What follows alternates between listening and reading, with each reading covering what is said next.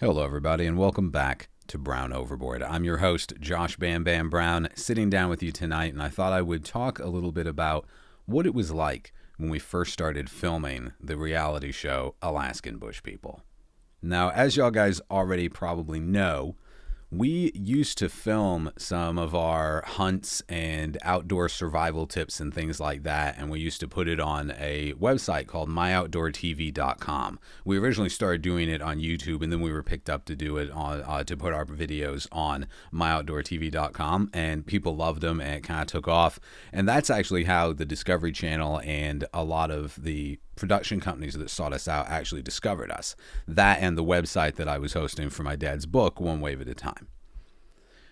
And we grew up with, who didn't have a camcorder, right? Even way back the way we grew up, we had a camcorder a lot of the time, and we would record, our little adventures and stuff and do home movies and whatnot.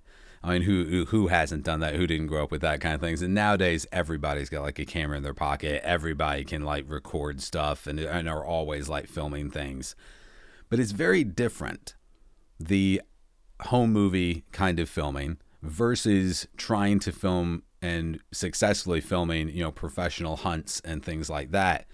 But it's also very different to go from that to an actual production like a reality show. One of the key differences is like it's very different when you're in charge of what you're doing constantly and you decide when the cameras are on or off, right? So when I was directing like our hunts and our survival videos and things like that, it was very much like, okay, we're filming now, we're not filming now, okay, back to filming. When you're doing a reality show like ours, when you're doing a show that is all about documenting your life, basically the cameras are on all the time. Basically, they are just constantly rolling. Really, the only time the cameras weren't on was when they were changing the batteries or they were taking lunch. And a lot of the times taking lunch, they still left a lot of the cameras like the GoPros and things rolling. So it was really just when they were changing the batteries that we weren't being filmed if the sun was up, and sometimes even at night. So it's different in that aspect, and the amount of filming and the amount of angles and things that you're being hit with, and the constantly wearing a microphone and all those things that go into it. Because our show very much was just them filming our life. It was very much just them hanging out with us with cameras, filming whatever we were doing. And I'll never forget like that first day that we ever filmed. So we had done the preliminary like little sit down interview kind of thing, talking about ourselves, answering some questions, and we did a little bit of like filming around for like the test shoot, but that was drastically different than the actual filming once that started. So like the first day of actually filming, we all met in this area before we started driving out to where we were going to look at our new property up near the Copper River area and whatnot. And I remember it was kind of weird because it was like space aliens had landed, because there were all these people. There were producers and camera people and sound, audio guys, and there were technicians. And I remember we all got in line to get mic'd up because, they had one or two mic sound people that were gearing you up with all the microphones and doing mic checks and all that stuff. So we all got in line, and one at a time, we got our mics put on. And while they were doing that, while they were putting the mics on us, there was the person, I can't remember what they're called. It's an AC or something like that just hooks up like the GoPros and makes sure batteries are in all the cameras and everything's in working order and all that. Because it's not the actual like camera people that run the GoPros. It's a different technician that sets up the GoPros and whatnot. Now, the director of photography is the person that decides which angle the GoPros are going to have, and they will adjust that and where it's going to shoot and what it's going to catch. But the person that just sets them up is a different person, a technician. And that person was over there putting, I think, 6 or 7 GoPros in our car. Now, if you don't know, a GoPro is just a small camera, is what it is, that they can hook up to get angles and shots that you couldn't get with a normal camera. And it gives them the ability to like stick them in odd places, right? So like with our car, when they were gearing that up, these GoPros have different mounts, and some of them can stick like right on the windshield. So I remember they had a GoPro on the just under the rear view mirror. They had one in like the top left corner of the car shooting at, like they were cross shooting it. So there was one up above on the left of the driver's side, and there was one on the passenger side, and they shot across. So the passenger side camera is filming dad driving, and then the driver's side camera is filming mom on the passenger side. And then they had the one under the rear view shooting like the whole car, and they had a couple behind us that were shooting that direction, so that they got like that angle of everybody from the back. And then they had a couple like in the mid area of the car that were filming all of us and like cross shooting us. And so it's a little weird. And a big thing to it is just the amount that they're rolling. It's the amount that they're filming, because I don't know if that's something that most people realize, just the amount of time that these cameras are on, how long they're actually filming. It's a real test in how long can you sit up straight and look like you have perfect posture before you just go right back into having terrible posture, which for me was about a minute and a half. And I remember some of us were a little bit more enthusiastic about the filming. Some of us were a little more hesitant. Like, I remember Bear, very into it. Bear was super enthusiastic about filming. I think he was really looking forward to it. Like, Bear was like, oh yeah, people are going to film me all the time. I'm going to do some cool stuff. Gaby was into it and wanted to do the show. He thought it was cool. But he's kind of shy. Like, you wouldn't guess it with Gaby, but he's a little bit shy. He's a little reserved. But the thing is with Gaby is, much like Mom, he'll start off shy, but then he just kind of rolls right into it. And Gaby has a habit of getting used to like cameras rolling and just going with it and kind of forgetting they're there. And that's how Gaby is. And the rest of us were just, somewhere in between those two. I think somewhere in between the crazy enthusiasm and the apprehensive, I'm not sure if I can be myself with cameras rolling. But I think we all kind of fell into it pretty quickly. But it was very, very different. Like, it was different to just have that, also that lack of control of when the cameras are filming or they're not, because they were just always filming.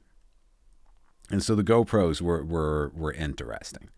And then there's the fact that like everything you're saying is being recorded as well. It's not like it's on sometimes when you're talking. It's all the time. It's all the time.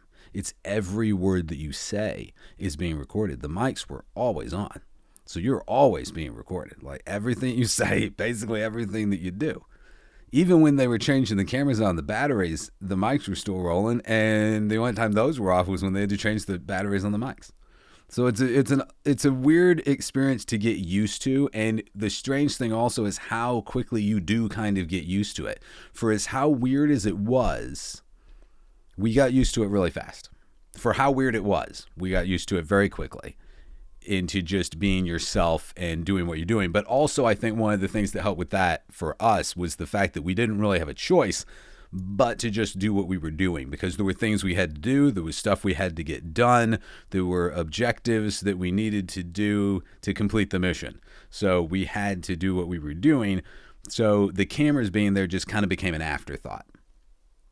Just kind of became a bit of an afterthought. Now, one of the interesting things too, though, was dealing with people not from that world. And it was a real mix of people that we got on the show at first and also later in the later seasons and on Chichikov Island, because you would get some people who were adventurers, total adventurers. It's what they did. They traveled around. They went to all these crazy places, some of them really dangerous, so they were kind of used to it, and they were just gung-ho about, going for it and making it work, and they were in for the adventure.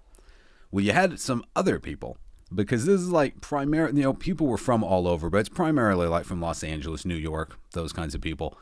And the ones that weren't diehard adventurers, I think, had a little bit of a misconception of what it was going to be like to film and work on our show. Some people didn't last very long. Some people showed up and they were just gone like the next day. Like, they just were like, nope, not what I signed up for. I don't know what they thought they were signing up for, but they just didn't. They didn't last long. Other people stuck around because they loved it and they enjoyed the adventure and the beauty of Alaska, and that was interesting. And it was different being around people from those worlds in one way, but in another way, it was really just like our normal life, because growing up the way that we did, we weren't around a lot of people, but when we were, it was always people like from all over the place, right? Like not a lot of people that you're around in Alaska are actually like from Alaska. Like most of the people are from somewhere else. However, most of those people have chosen to make Alaska their life, unless you're talking to like tourists. And that's kind of how some of the camera people were, and some of the film crew and some of the producers and whatnot, because it was a little bit like tourists were following you around trying to keep up. And let's just say it's a good thing that they hired safety people to try to keep an eye on their crew people, because some of them did not know how to keep an eye on themselves. Some great adventurers, they would do fine in Alaska in the bush. Others, not so much. Now, that's one thing. Later on, there was a big commute for people to get to where we were. So the first season, not so much. They kind of had like a base camp pretty close to where we were trying to build that house, or we did actually build that house to a point up in Copper River. We got it to where it was basically built, and we were going to start working on the inside before we decided, this just isn't for us. Let's move back to Southeast. And then once we were there, when we were on Chichikov, the crew stayed in Hoona, right? So the crew would stay in Hoona, and then they would take a boat. They had hired a boat that would take them from Hoona to us, because the only two ways to get to where our property was, even though it is on Chichikov Island, there are no roads or anything that connected where we were to Hoona. So the only way to get from Hoona to where we were was like a 40-50 minute boat ride from town, or take a float plane. And so the boat ride is what they opted for. One, for price; two, because there aren't really like stationed float planes in Hoona, and that would have been a fiasco if they were trying to float plane every day to where we were. So they set up to boat from Hoona to our area, and it was a 40-minute boat ride every day. And they had to leave like super early, because they would show up at our door really early, like sunup is when we would start filming most days. They would usually show up when like the sun was just coming up, so they had to leave like super early. And I can remember because we would do interviews in town. So they had an interview thing set up like in town that we would have to go to do interviews, so that they could spend like the whole day filming the interviews.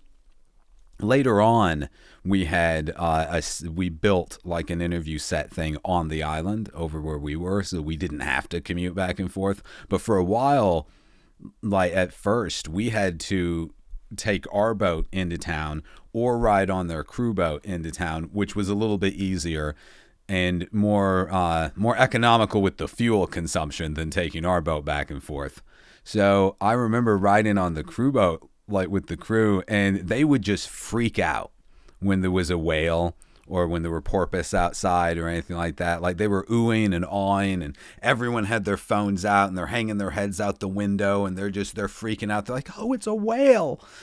And I've tried in my life not to take those things for granted. It's difficult when you see it constantly, when it's always part of your life. Because I'm out there like, yeah, it's a whale. But I did appreciate the fact that these are people from like New York and California, and they hadn't been to Alaska before. These people had not seen whales in person, right? They had not experienced that. And when you're on the water in Alaska in Southeast, and the whales are breaching off in the distance, and there are gulls flying past, and there are the mountains and the trees, and you can smell the sea air and the pine, it's very different, and it is awe-inspiring. Even to me, even to somebody who had lived there their whole life and had experienced that like every day of their life, it's still something that I was able to appreciate how much it meant to them. And it was pretty cool also getting to see that reflected in people who are experiencing it for the first time.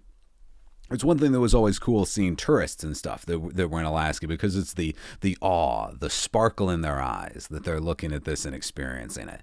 And a lot of the crew people, they had an appreciation for it, which I thought was really cool. Now, one thing though that did happen is after a while, it started wearing off a little bit, and you would get the people there like, oh, it's another humpback. I'm going to sleep, because they would then just sleep on the boat ride from Huna over to our island, or our part of the island. And that was kind of funny, because it's like the turning point where people like start adapting and adjusting to, okay, this is just daily life. Like, I think at first they thought it was like a rare occurrence to like see whales and stuff, when it's kind of, they're always there. And you'll see different whales, or killer whales, or porpoise, or whatever, but there's always something like that going on, right? And I don't think they realized that at first, that it was going to be an everyday thing. So then after a while, a lot of them are like, I'm just going to sleep. Especially when you had people that came back for multiple seasons, because they started getting a little numb to it. Now, I know one thing that did freak people out a little bit was the bears. Like, there were a lot of bears. Chichikov Island has either one of or the highest concentration of grizzly bear and brown bear in Alaska. In the world, actually, I think. And they're huge. Like, these are gigantic bears. And they're not marauding crazy monsters that want to eat everything like it's a horror movie, unless they're really hungry. In which case, yes, it can get a little bit like a horror movie.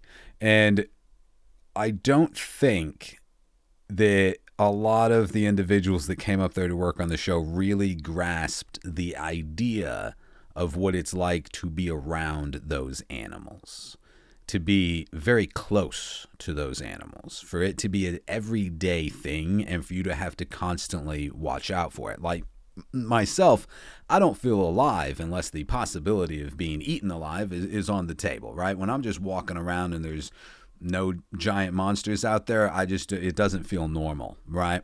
So for us, it's an everyday thing. It was very normal. That was just life, right? You're always watching out for bears. You're always watching out for something that wants to eat you. That's just life. But I think it got to some people that would come up there a little bit. We had a couple people that, like, they showed up. They were kind of cocky about it at first.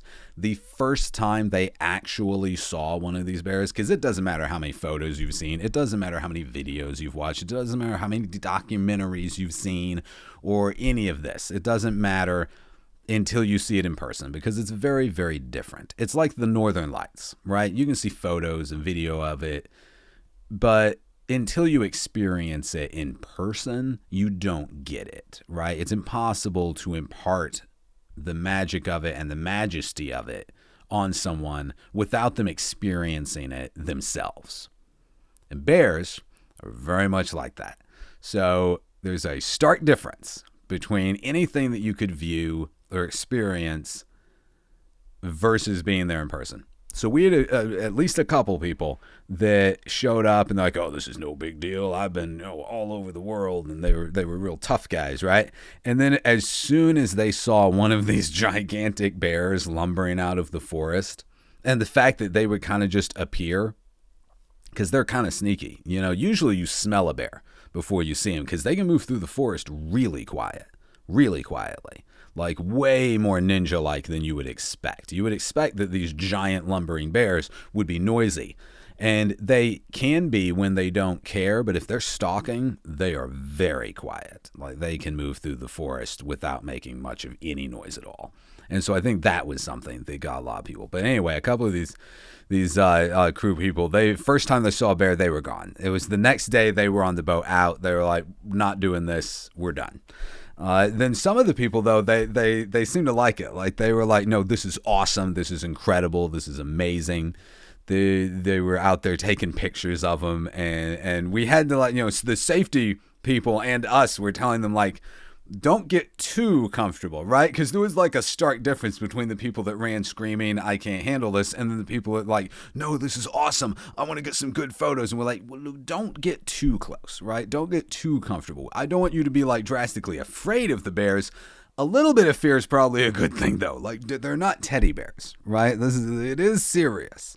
So like, that's an in-between thing. Because I remember also they had to have safety meetings right? With all new crew. And then periodically they would just have safety meetings to kind of remind people, okay, this is serious. This is how it works. Like one of the things with the bears also was the fact that Bear, my brother Bear, is called Bear.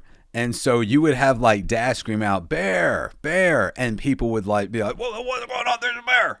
So the crew, the safety people, they actually came up with that we had to call bears something else, right? They're like, well, we can't just refer to them as bears because it's a boy cried wolf situation, because everyone is going to ignore it if someone says bear because they think they're talking about Bear, my brother Bear, Bear Brown. So they called them Oklahomas, was what they decided on. So anytime there was a bear in the camp or approaching the camp or on the horizon, or there was one within the vicinity, they would call out Oklahoma. And everyone knew that anyone that says Oklahoma, it means there's a bear close, there's a bear within the perimeter, right? So that was kind of funny, and that became sort of a running joke. Oklahoma. Yeah. But it made sense, though, because you don't want people to think that someone is saying, bear, as in my brother, and they're really talking about an actual bear. So that definitely made sense. Another survival thing is being on the water, being the fact that they had to film a lot of our life on the water, right? Like a lot of the things we did was on boats, and then their commute back and forth as well can be very serious, because in Alaska, like the weather and stuff can turn on you really fast, right? And any person that has any experience with boats knows that you don't underestimate the weather. And just because it's only a 40 or 50 minute trip you're on doesn't mean something can't go horribly wrong, right? For the most part, as long as you watch out for the weather and you're taking it seriously and you keep an eye on things, you're going to be fine. But it doesn't mean that you shouldn't be prepared. You have to be prepared for things to go wrong. You got to respect the danger. And I remember one of the things, so in Alaska, let me digress for a minute. In Alaska, the water will kill you. The water is very, very cold, right? You're going to last maybe 3 minutes if you go in the water. And that's if you're a strong, healthy, very, very fit individual, right? You're going to last maybe 3 minutes. And the thing is that 3 minutes is kind of the top, because even at 3 minutes, it's possible that, you're going to get out of the water and then your heart's going to stop. You don't want to warm yourself up too fast when you get out of the water either, because that can make your heart stop as well. Because you can be going into hypothermia, and then if you warm up too fast, your body goes into shock and your heart stops. So the water will take you out. It's very, very serious. We used to play in it when we were kids. I remember when we lived on this one float house when I was really little. I was probably, 6 years old. And I had a life jacket and everything. And Dad, when we were young, he had dipped us in the water. He would take us and dip us in the water, because if we did end up going off the boat, he didn't want us to freak out. He wanted us to know what it felt like. Like, you should be prepared for that, because it is a very jarring thing how it squeezes your lungs, and it makes you want to freak out a little bit, because it's very jarring when you go into water that's that cold, right? So Dad, when we were really little, he would dip us in the water and then take us out. He did not expect us to enjoy it as much as we did, and beg him to dip us in the water. And so I remember when we lived on this one little float house, and I had my life jacket on, I would run and jump off the float house and then swim back onto the float house. And I would just do that over and over and over until my lips were turning purple. And my mom and Dad were like, "No, stop. You got to get warm now. That's enough." So anyway, back to the story at hand with the crew. So you have to be prepared. And one of the ways to be prepared for a boat going down is that on every boat in Alaska, and this is like a mandatory thing that the Coast Guard actually ensures. The Coast Guard, when they do checks on your boat, make sure that you have what is called a survival suit. So there needs to be a survival suit for every soul on board the boat. And what a survival suit is, it is kind of like a dry suit, a wetsuit or a dry suit, except it's a lot thicker. It's a lot thicker, and it's got a big hood on it, and it straps over you, and it's got built-in flotation, and it's very bright orange, right? Because if you're bobbing around the ocean in one of these things, you want people to notice. You want people to see it. So it can't blend in. It can't look like the ocean. It can't be like navy blue. It's bright orange. You want it bright orange. And they're a little claustrophobic of things to strap into.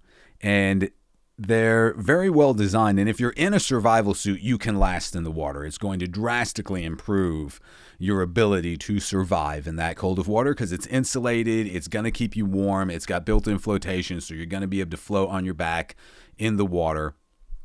Hopefully it won't attract too many sharks because I do believe they are kind of attracted to those colors. They are a little bit attracted to the brighter like colors like that. It's why sometimes sharks do, like they will hit buoys and things that you put out. Like I have seen sharks hit a crab pot buoy before in the past. But anyway, with those survival suits, you want to be good at putting it on. It's like I'm always telling people with first aid kits, you do not want the first time you open your first aid kit to be when you need it, right? You need to know what's in the first aid kit and where to go in the first aid kit to get what you need in the event of an emergency. You don't want to be bleeding out the first time you ever open your first aid kit. So it's the same with survival suits. You want to know how to put it on. You want to be very good at putting it on. You want to be able to put it on in a hurry. Because most likely, when you're putting one of those on, you're going to have mere moments to put it on. There's not a lot of warning usually when boats go down.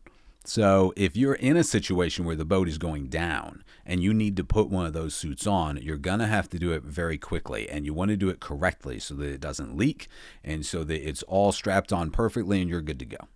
So I remember the safety people set up the crew. And they had to do this like every season. They had to do it with everyone who was new. If somebody came in mid-season, they had to retake the safety course.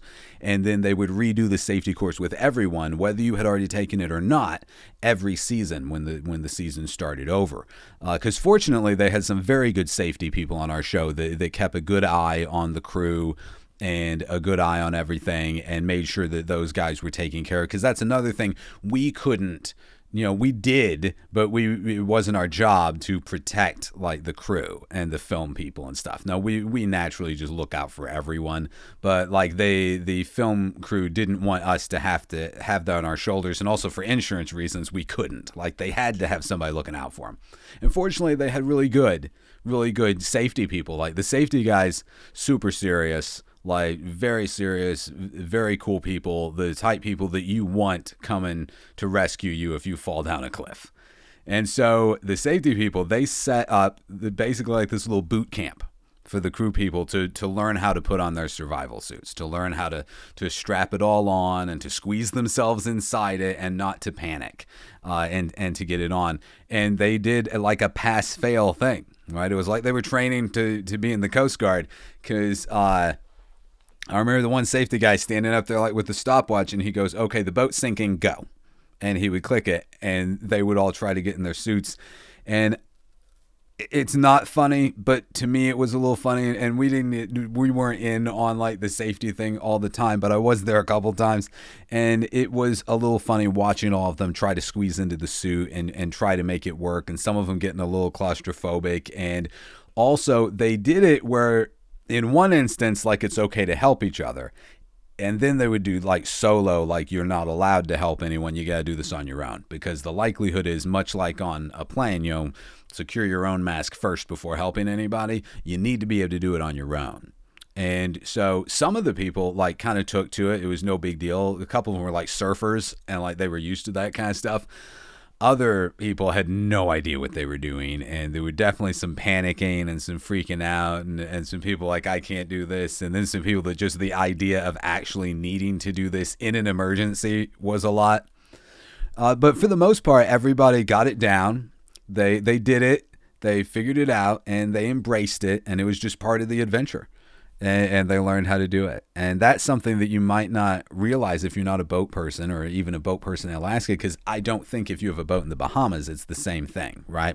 I don't think you need to have a survival suit if you're in the Bahamas. I think you can kind of just bob around that water, right? You're still going to want something safety orange, I would expect, because you don't want to blend in the sea. But I don't think survival suits are as much of a thing. But in Alaska, if you're on the water, you have to have a survival suit in your boat for every soul on board. It's a must. You got to have it.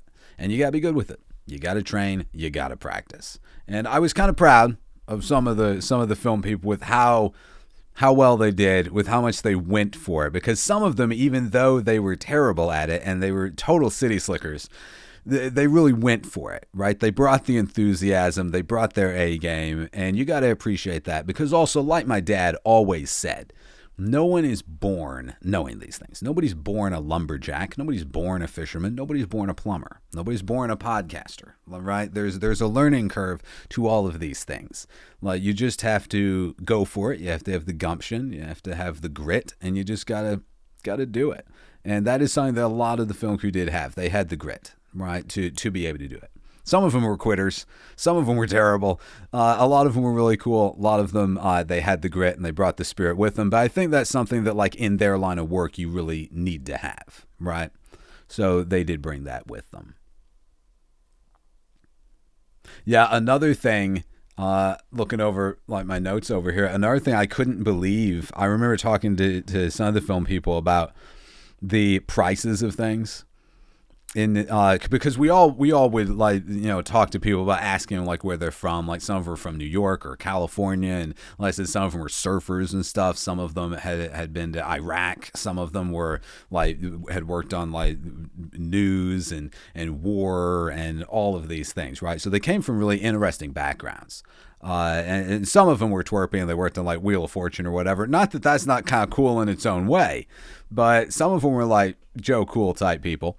And I remember asking a bunch of them these different questions, and we would end up talking to them. And one of the things I could not believe when they told me, and I've later found out, living down here in Washington, that it's all true, just how expensive seafood is.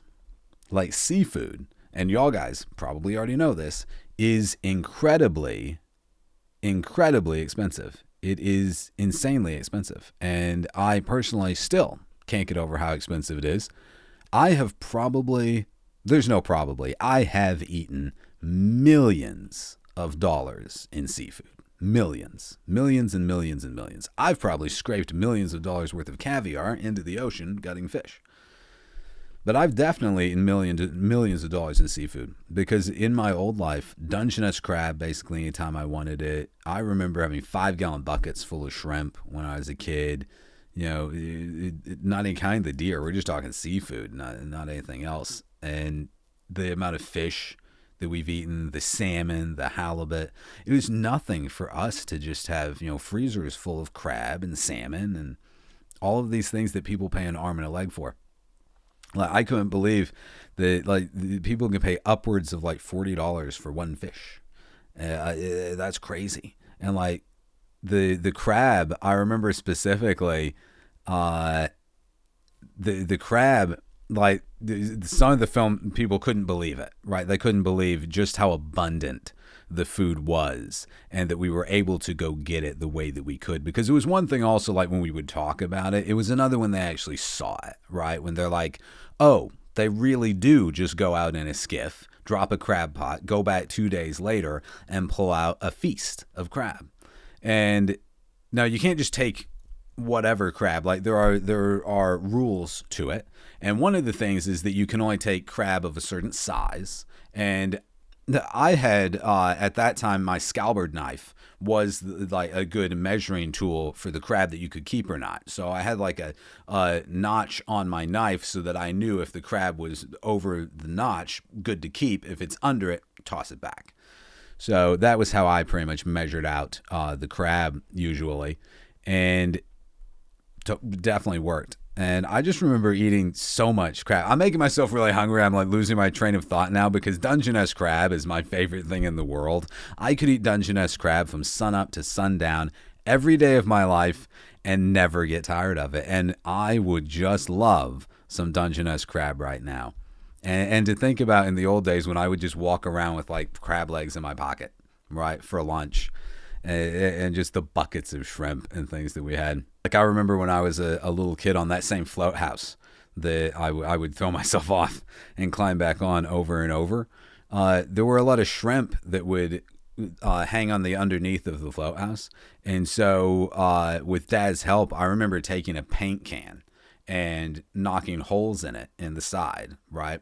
Like taking a nail and putting holes in the side, and you lower the paint can over the side, and it was an empty paint can. It didn't actually have paint in it. It was, at any point, it was one of those, like, you fill it with paint. So it was like like some of the paint cans you can reuse. You buy them to mix your own paint. And so since we were working on Gypsy, we had a lot of these like not used paint cans. And Dad took a couple of them, helped me knock some holes in it and tie a rope on it. And I would dangle it off the side of the dock.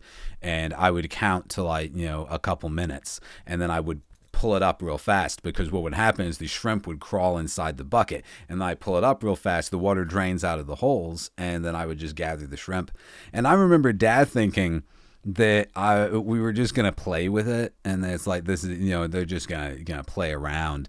And I remember doing that like it was a job for all day, and doing it for multiple days. And I remember one day having a really good haul, because we just did it like basically all day, as if we were like commercial crabbers. I mean, shrimpers out there. And we got a lot. We filled like 2 5-gallon buckets full of shrimp or something like that.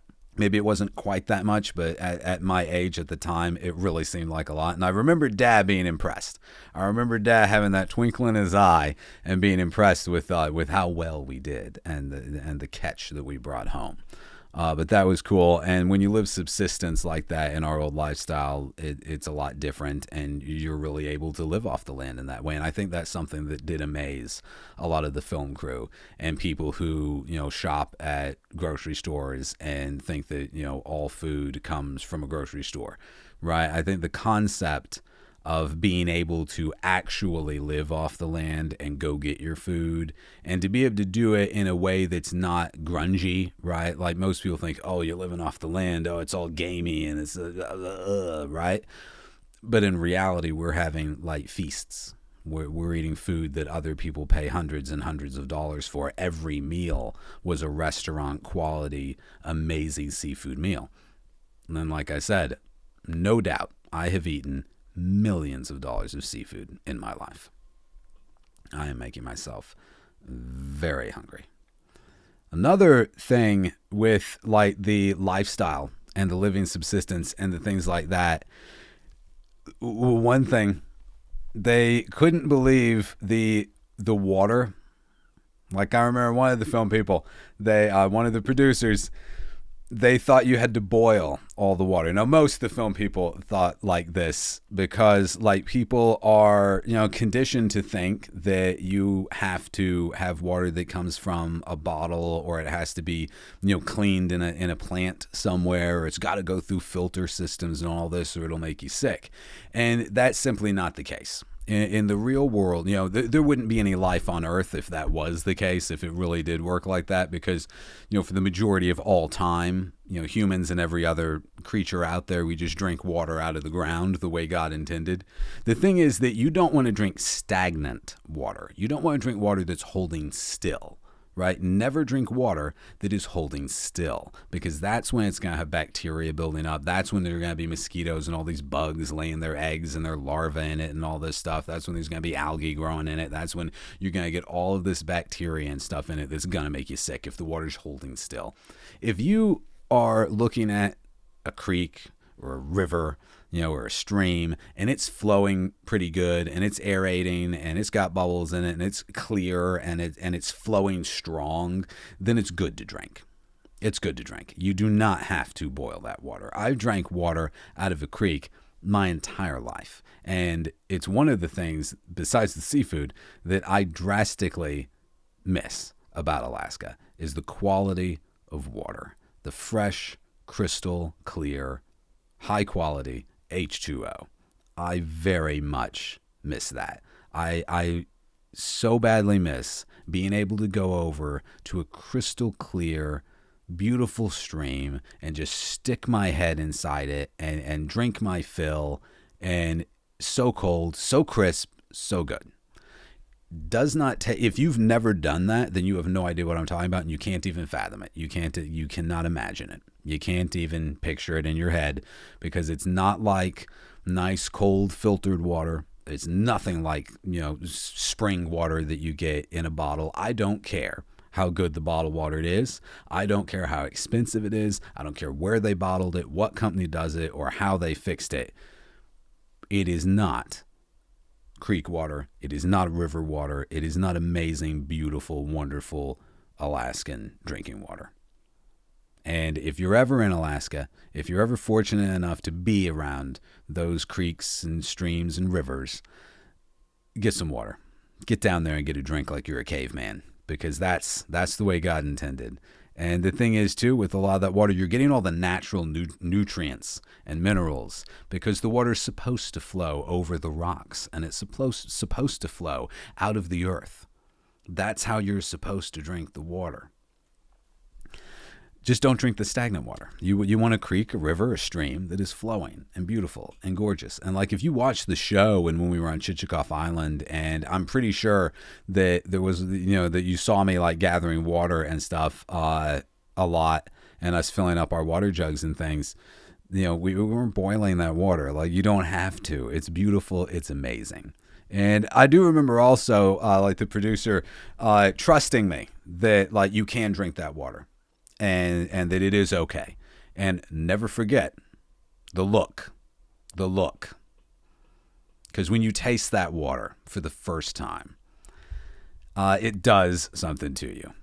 It changes something, because it's incredible and it's amazing. And I know I've talked for like 10 minutes about the water, but I'm pretty enthusiastic about the water, because it's incredible. It's good for you. It's amazing. And there's a massive misconception about what is good water or not. And it's really just about the water flowing. And I remember they asked me, what if there was like a dead animal, like a little ways up in the creek or something like that? And my response, as always, is you would taste it. Like, I would taste it. I would know, right? And I was actually always the water guy in the family.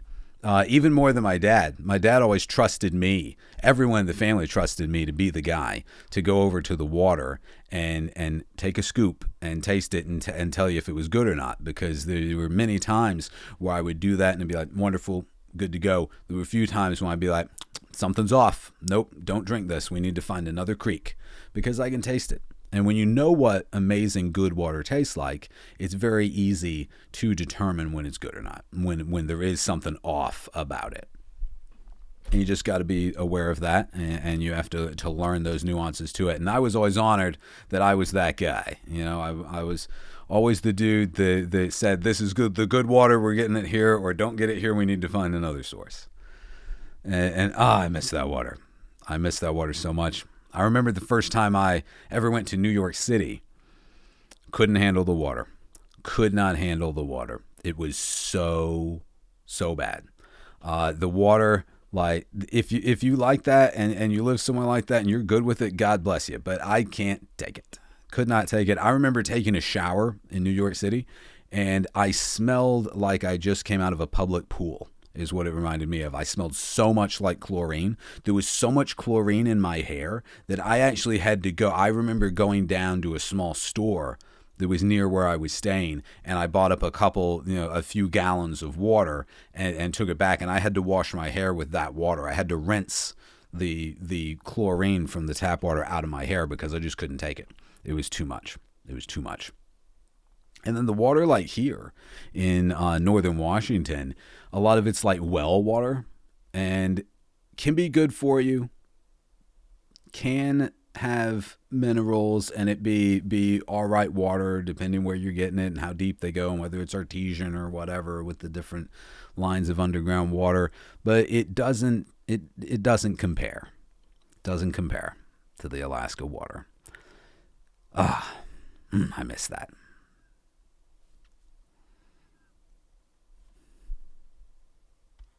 Yeah, back on the bear safety. Another thing with the bears also was the bear spray and stuff. This is another thing I was going to talk about with the bears, because like the bear spray didn't it doesn't work. I hate to say it, okay. it works to the point that you're going to freak a bear out if it's the first time he's ever experienced bear spray, right? But it also depends on the bear, and it depends on the mood of the bear, and it depends on how hungry the bear is, and it depends on where you get the bear. So I personally would not bet my life on bear spray working. It might work also better on smaller bears and things like that, but giant grizz up in Alaska, yeah, not the best. Not the best. If you don't have anything else, and also it's a good non-lethal deterrent, but it is something that only works to a limit. And also, interesting thing, and experts can disagree if they want to, but I have seen some bears get into bear spray and bite into it, like when they were rummaging through some totes that the crew had left out, right? They had left some totes at our camp, and some bears got into it, and a bear bit into the bear spray, right? And you would think that it would have freaked it out, right? And that it would just run away screaming. But the bear treated it the same way we would treat hot sauce, is what it kind of did. Because the bear at first sort of freaked out and jumped around, and then he came back over to the canister and started licking it and chewing on it. And then he would kind of freak out and shake his head a little bit, and then he would go back to the canister and continue to lick it and eat it. So I found that interesting. I thought that was kind of interesting because it was like bear hot sauce is what it was at that point. So is it better than nothing? Yes. Would I recommend betting your life on it working? No. I would say best bet is just don't get in a situation where you need to use it. If it's all you have, definitely not a bad idea to have it on you. And much like a warning shot, like when you fire, if you got to fire your rifle off in the air to scare off a bear, it's going to work the first few times. After the third time, it's not going to work anymore because they're pretty used to being, the toughest thing out there, and they're not really that scared of anything. They can get startled by stuff they don't recognize. So that's like if a bear hasn't been around guns being fired like that, it'll scare it off like the first couple to 3 times. But then after that, since nothing bad has happened to the bear except the loud noise, it gets used to it. And I think that's probably kind of the same way it is like with the bear spray, is they would just kind of get used to it. Also, meaner bears, tougher bears, they might just shake it off.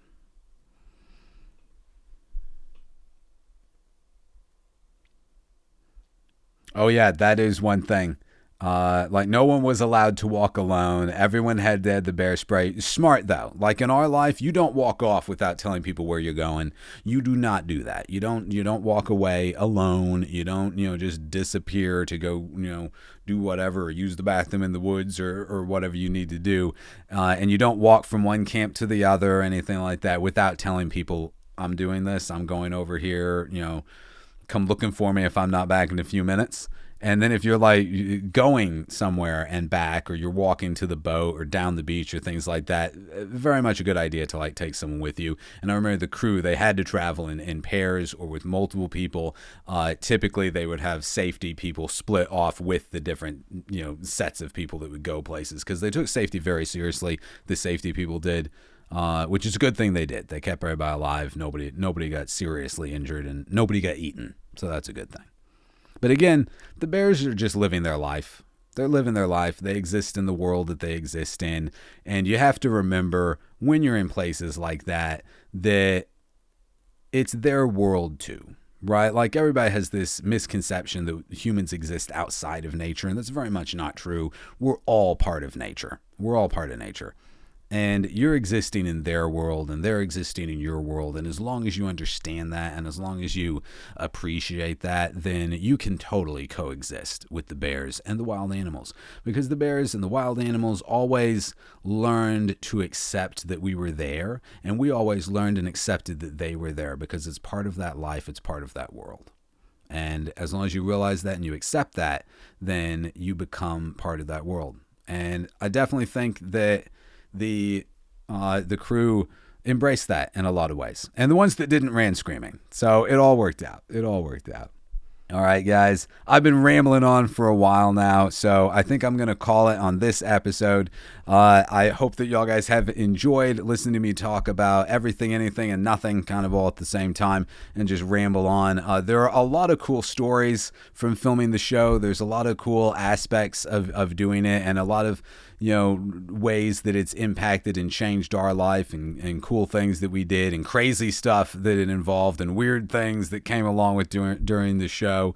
And I'm going to talk more about it on future episodes. And if y'all guys want to leave a comment down there and let me know what y'all would like to hear about the show, definitely do that and give me some suggestions or throw out some questions about what you would like to know. The reality behind reality TV, which for us was just full of a lot of reality and a lot of adventure, and it's been a lot of fun. All right, guys. I'll see y'all next time on Brown Overboard. Y'all have a good one. Stay safe and always respect the danger.